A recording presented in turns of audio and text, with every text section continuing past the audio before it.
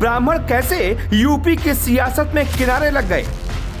ब्राह्मण को BJP, Sapa, BSP ने कभी नहीं बनाया सीएम। उत्तर प्रदेश में सबसे बड़ा ब्राह्मण विरोधी सीएम कौन? यूपी के पंडित जिस सालों से सियासत में ठगे गए, बारी बारी से सभी पार्टियों ने ब्राह्मणों की आवाज तो उठाई, लेकिन सत्ता मिलते ही ब्राह्मणों का गला घोट देते हैं। इसके एक दो नहीं, कई उदाहरण हैं। 33 साल बीत गए, लेकिन कोई ब्राह्मण मुख्यमंत्री नहीं बना।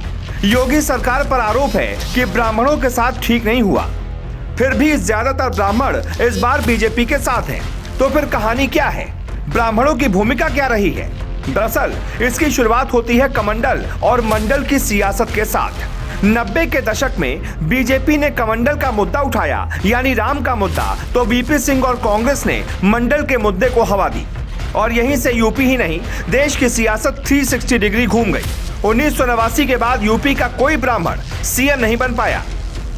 मुख्यमंत्री गोविंद वल्लभ पंत, सुचेता कृपलानी, कमलापति त्रिपाठी, हेमवती नंदन बहुगुणा, श्रीपति मिश्रा और नारायण दत्त तिवारी अब तक यूपी के ब्राह्मण मुख्यमंत्री बन चुके हैं। मंडल आंदोलन के बाद ओबीसी पिछड़ी राजनीति का उदय हुआ और ब्राह्मण विलुप्त होते चले गए।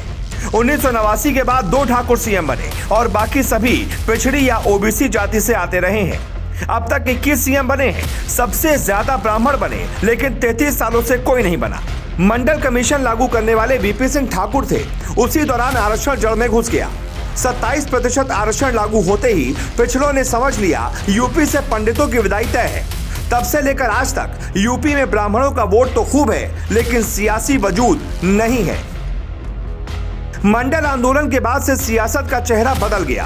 पहले अगड़ी जाति के नेता पिछड़ों की बात करते थे, आज पिछड़ी जाति के नेता अगड़ी जाति को संरक्षण देने की बात करते हैं।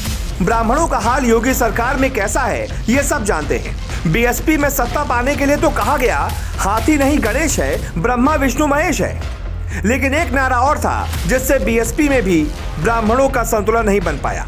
तिलक, तराजू और तलवार, इनको मारो जूते चार। सपा में जनेश्वर मिश्र जैसे बड़े नेता के अलावा ज्यादा बड़े चेहरों को मौका नहीं मिला। अब ऐसा क्यों होता है, ये भी आपको समझाते हैं।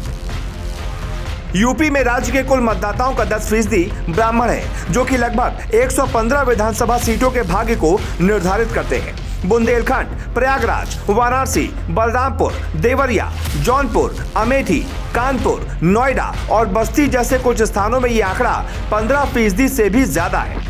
फिर भी ब्राह्मणों को लीड रोल नहीं मिलता। इसके पीछे क्या कारण हो सकता है? यूपी में एक पुरानी कहावत है कि ब्राह्मण जब किसी के समर्थन में आता है तो वो अकेले नहीं आता, वो अपने साथ कई सारे वोटरों को लेकर आता है। फिलहाल यूपी की राजनीति में कोई बड़ा चेहरा ब्राह्मण नहीं है जो सीएम की दौड़ में दिखाई दे रहा हो। कुछ दिन पहले ब्राह्मण वोटरों को लुभाने के लिए बीजेपी ने कमेटी बनाई थी, लेकिन उसमें कोई सीएम बनने वाला चेहरा नहीं था।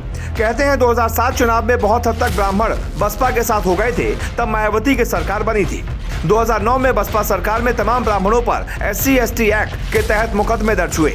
इससे ब्राह्मण नाराज हो गए और 2012 विधानसभा चुनाव में सपा के साथ चले गए। 2017 में फिर बीजेपी के साथ आ गए। इस बार किसके साथ जाते हैं कह पाना मुश्किल है। खबर कैसी लगी? कोई शिकायत हो तो कमेंट में बताएं। खबर अच्छी लगी तो पेज को लाइक करें और सब्सक्राइब जरूर करें। Bureau report, global Bharat TV.